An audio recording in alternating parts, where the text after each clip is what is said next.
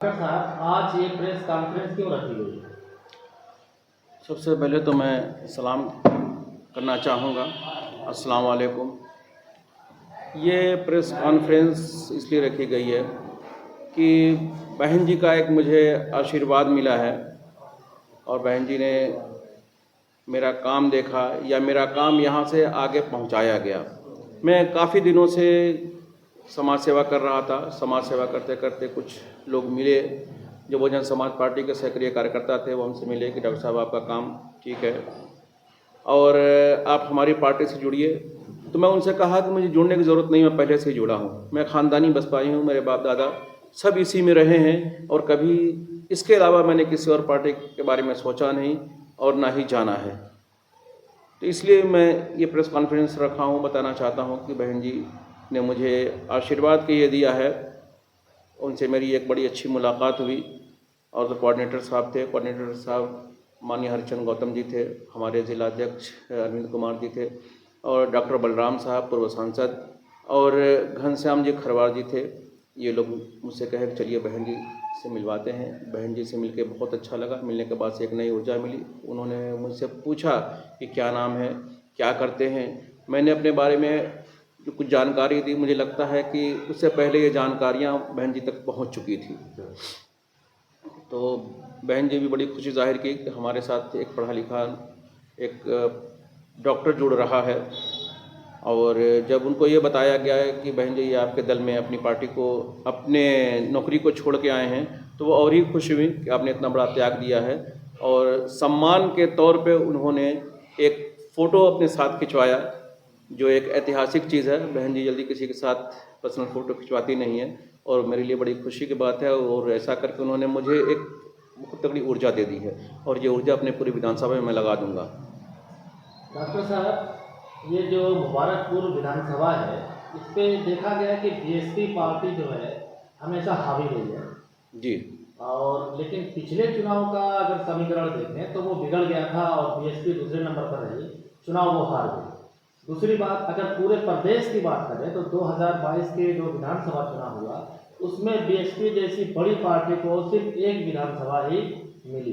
तो कहीं ना कहीं ये कहा जा सकता है कि बीएसपी पोजीशन उत्तर प्रदेश में काफ़ी खराब है, लेकिन फिर भी आप मुबारकपुर के एक चर्चित चेहरे हैं, काजी खानदान से आते हैं, आप बड़ी सी बड़ी पार्टी ज्वाइन कर सकते थे, सभी पार्टियां आपको ले लेते, लेकिन आपने बीएसपी ही क्यों चुना जबकि इसके प्रदेश की हालत काफ़ी खराब हो रही है?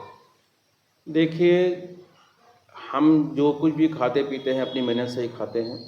मेहनत हमको ही करना है। हमें सरकार से चाहिए क्या? Law and order. Law and order की देवी कही जाने वाली बहन कुमारी सुश्री मायावती जी जो हैं, उन्होंने ये करके दिखाया है कि लॉ एंड ऑर्डर क्या होता है। उनके शासनकाल में कभी किसी तरह का कोई दंगा नहीं हुआ, कोई सांप्रदायिक झगड़ा नहीं हुए। बहन जी सिर्फ शिक्षा, स्वास्थ्य, रोजगार पे फोकस करती हैं, बाकी और चीज़ों पे फोकस वो नहीं करती हैं। हाँ, पिछली बार प्रदर्शन खराब रहे। कुछ हम लोग नौजवान कहिए कि कहीं ना कहीं समझ नहीं सके और जो उनको छलावा दिया गया, एक बहकावा दिखाया गया कि भाई हमें सरकार बदलना है, एक सरकार हटाना है, दूसरी सरकार बदलना है। और हमारे माइनॉरिटी के लोग दमखम से जुड़े, भरपूर अपने वोटों को ताउन किया, इसके बावजूद भी वो सत्ता परिवर्तन नहीं कर सके। इससे ज़्यादा मेहनत माइनॉरिटी वाला कभी नहीं कर सकता, इससे ज़्यादा वोट कभी नहीं दे सकता है। और इतना करने के बाद अब हमारी माइनॉरिटी के लोगों को समझ में आ गया है कि हम सत्ता परिवर्तन नहीं कर सकते हैं और करने के बाद भी जो कुछ जीते भी हैं तो हमारे समाज में वो लोग करते क्या है, कोई हमारे लिए कुछ नहीं करता है।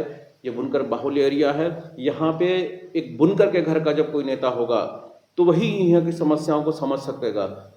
अभी कहेंगे कि साड़ी छाप दी है, दाग है, मत्ती है, तही है, तला, वो लोग क्या जानेंगे? जो इसमें पला बढ़ा है, जो इसके बीच में रहा है, वही नरी डोटा सब जान समझ सकता है। तो इनकी समस्या क्या है, यहाँ का रहना ज़्यादा अच्छा समझ सकता है। तो इस बार लोग समझ चुके हैं कि हम कहीं भी जाएंगे हमारा भला नहीं हो सकता है। अब लोग दोबारा से रुझान बनाए हैं, दोबारा से मन बनाए हैं कि हम दोबारा बसपा की तरफ आएंगे और दोबारा से हम बसपा को खड़ा कर देंगे। और बहुत सारी सीटें ऐसी बसपा की रही हैं कि जहाँ बहुत कम मार्जिन से हार हुई थी।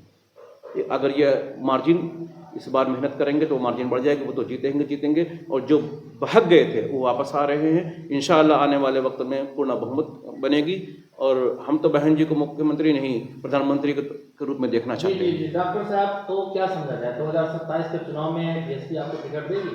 कितनी गारंटी? मैं टिकट के लिए नहीं आया हूँ, मैं पार्टी मजबूत करने के लिए आया हूँ। जी। ये तो बहन जी के ऊपर है कि बहन जी किसको अपना आशीर्वाद दे, जिसको आशीर्वाद मिलेगा हम उनके साथ रहेंगे।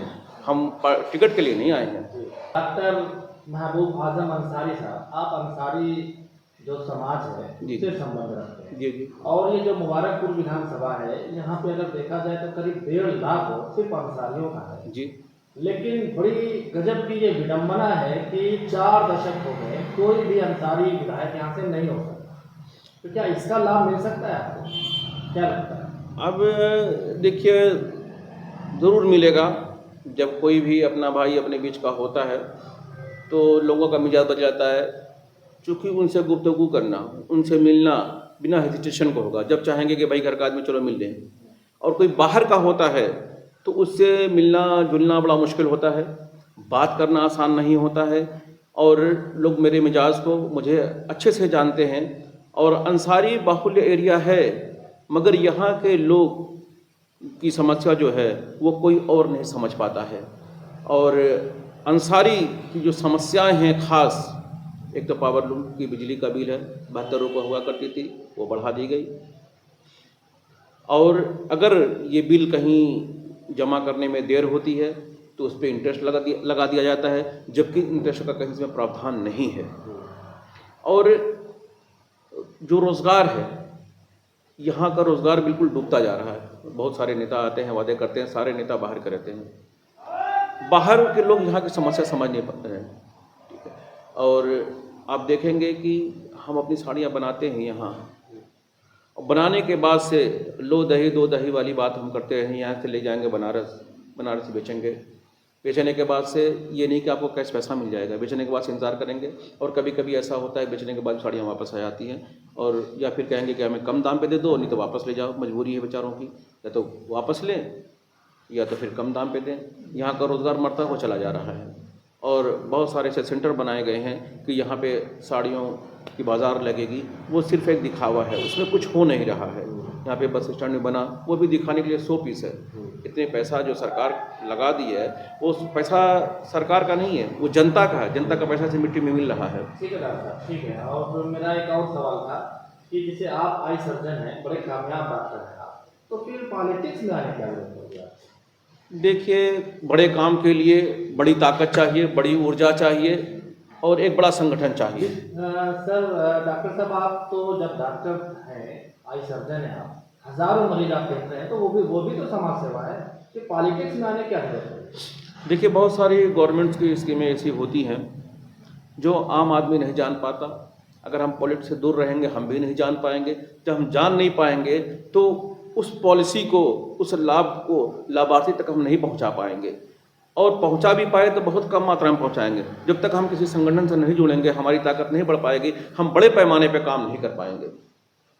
चलिए, लास्ट में मुबारकपुर को क्या संदेश देना चाहते हैं आप? मुबारकपुर की जनता को संदेश देना चाहूँगा कि बुनकर भाइयों, आपकी समस्या का समाधान कोई नहीं कर सकता।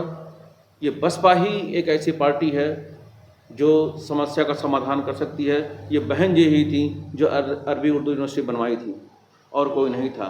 नया ने कितने वहाँ पे टीचर बने, और जो उर्दू के ट्रांसलेटर बने थे, ये बहन जी की ही देन थी। इतने टीचरों की भर्ती ये बहन जी की देन थी।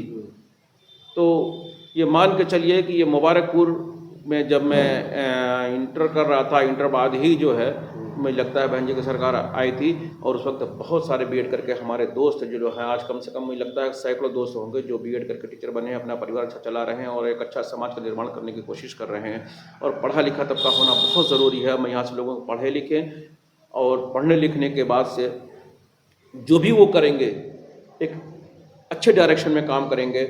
और मैं मुबारकपुर की जनता से कहूँगा कि एक बार, बस एक बार बहन जी पे भरोसा कर लीजिए और यकीन मानिए कि सत्ता में फिर बहन जी आएंगी, फिर से मुख्यमंत्री बनेंगी, और फिर से वो सुशासन होगा, और फिर से खुशहाली आएगी। जितना क्राइम हो रहा है, क्राइम रेट बिल्कुल ज़ीरो हो जाएगा।